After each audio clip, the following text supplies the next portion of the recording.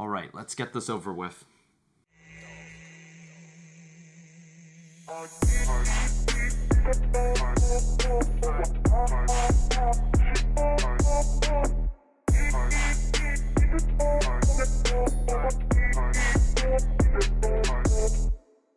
What if Killmonger rescued Tony Stark? First of all, Tony looks really weird in this episode.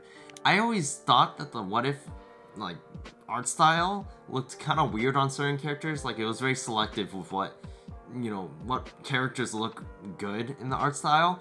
But I don't know.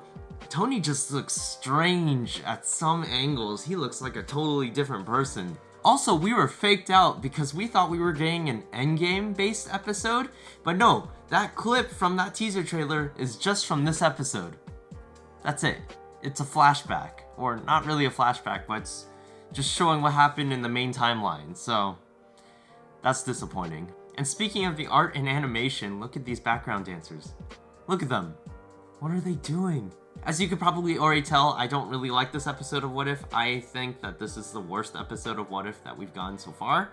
But to counter that, I'm just gonna tell you some stuff that I did like. I like that Iron Man being saved gave him an opposite philosophy from what he had in the original Iron Man movie. He essentially comes to the conclusion that his weapons aren't enough, basically. Which is the character arc he basically goes through at the end of Avengers and then beginning of like Age of Ultron. I do like the fact that Iron Man considers making the arc reactor but just deems it kind of useless. It goes to show that he wouldn't have made it if he wasn't desperate, like in the first movie. I like that Killmonger watches anime. Okay, but something I thought that was really nice to see in the episode was T'Challa as Black Panther, as just OG regular Black Panther. Because, he was T'Challa Star-Lord in episode 2, and then in the last episode he was like not doing much, basically. So it's cool to see him as just normal, heroic Black Panther with all of his abilities and skills intact.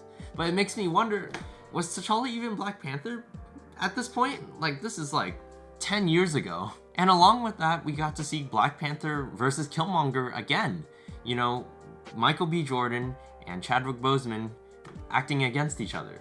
Killmonger appearance-wise looks largely the same, but I like the fact that they gave him less scars because, again, it's 10 years earlier, so he wouldn't have killed as many people. I also think this episode has a lot of cool quotes, like the difference between you and me is that you can't see the difference between you and me, and you have to be a part of the system to change the system. I just like those quotes, they sounded cool. I love that T'Challa's mom is the general of Wakanda. I think a really strong point of this episode is that it does Killmonger justice, because you don't know whose side he's on most of the time. He could be backstabbing one person and then joining another person and backstabbing them. It's a lot like Syndrome from The Incredibles, especially towards the end, because he basically built these robots and he's fighting them just to gain people's approval. I wonder if they would ever take any of these what-if characters, specifically in this case, Killmonger, this version of Killmonger, and bring them into the mainline MCU. Because, the whole situation with Chadwick Boseman, we're kind of missing a Black Panther right now, and, this Killmonger by the end of this episode is Black Panther.